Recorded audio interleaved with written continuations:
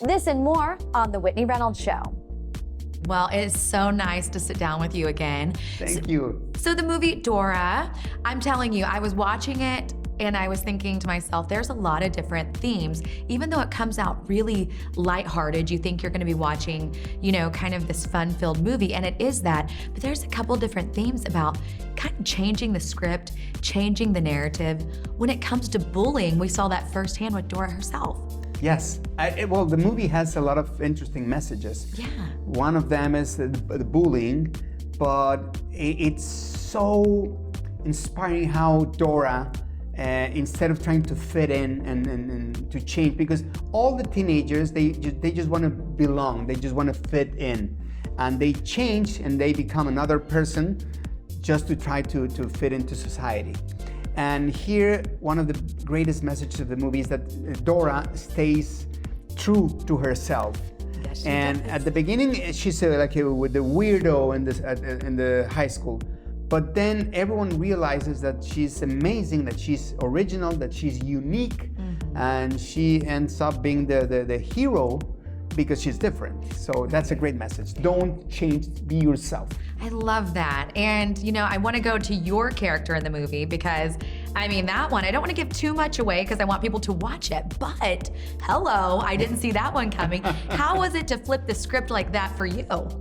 It was great. It was great. I always wanted to be, well, I can't say that much, but I love being in an action movie. And it was probably the most demanding movie physically because we were always like jumping, running, diving, the quicksand. It was a lot of physically, a lot of exercise. With this movie, also, I noticed, I mean, a very unique combo of like real people like you in it, and then cartoons. Yes.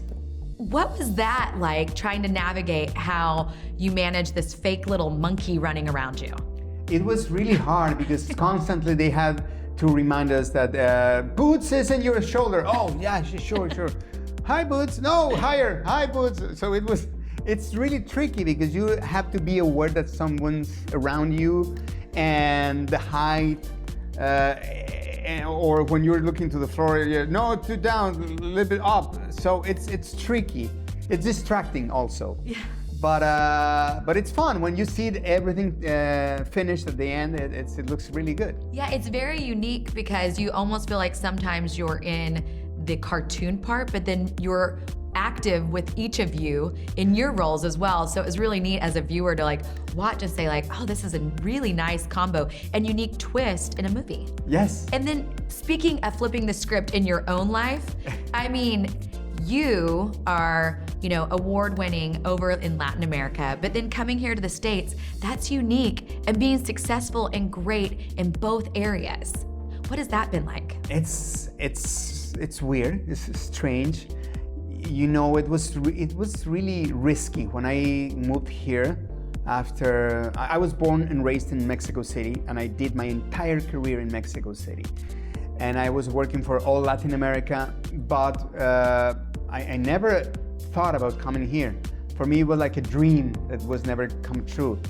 And I tried to do crossover for many years, but nothing happened, and it was really too hard. So I quit in 2012. I quit, and I said I'm going back to my country, and I'm going to do my own movies and my own stuff. And I did a movie there. Just after quitting, I just did a movie with Adam Sandler, Jack and Jill, and a series with Rob Schneider. And after that, I said, no more American Dream, I'm going back home. And I did a movie called Instruction Not Included. It opened here. It became the highest grossing Spanish language film ever worldwide. And here I come. I came back again because a lot of doors opened after that film. And here I am.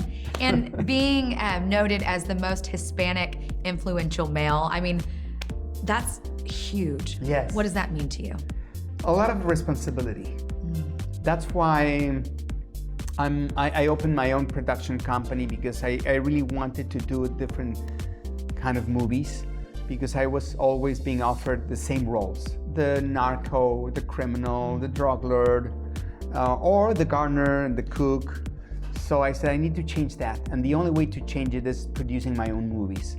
So I started doing movies like Overboard, How to Be a Latin Lover, Dora. These kind of movies where we are portraying Latinos, but in a different way. So I think that's the message.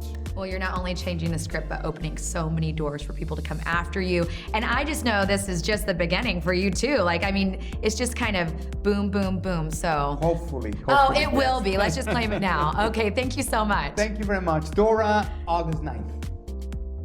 For more on this interview, watch our show every Monday night at 6:30 right here on Lakeshore PBS.